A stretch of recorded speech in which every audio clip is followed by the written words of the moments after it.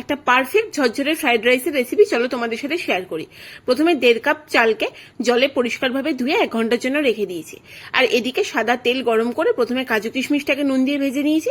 তারপর ভেজে নিয়েছি গাজর, ক্যাপসিকাম আর বিনস। তারপর একটা কড়াই জল গরম করতে বসিয়ে দিয়েছি। সমস্ত গোটা গরম মশলা, তেল, পরিমাণ মতো নুন, তেজপাতা সব দিয়ে 80% মতো চালটাকে সেদ্ধ করে নিয়েছি। তারপর ভালো করে জলটা ঝরিয়ে নিয়েছি। জল ঝরানো ভাতটাকে একটা কড়াইয়ের মধ্যে ঢেলে নিয়েছি এবং গরম থাকতে থাকতে এর সঙ্গে মেশাবো 2 চামচ চিনি, স্বাদ মতো নুন, গরম মশলার গুঁড়ো, 2 চামচ ঘি আর আগে থেকে ভেজে রাখা সমস্ত জিনিসপত্র। এরপর ভালো করে হালকা হাতে আমি নেড়েচেড়ে পুরো জিনিসটাকে ভালো করে মিশিয়ে নেব, যাতে সব জায়গায় সব জিনিসটা যায়। সব জিনিসটা ভালোভাবে মিশিয়ে নেবার পর আমি কড়াইতে ঢাকনা দিয়ে দেবো।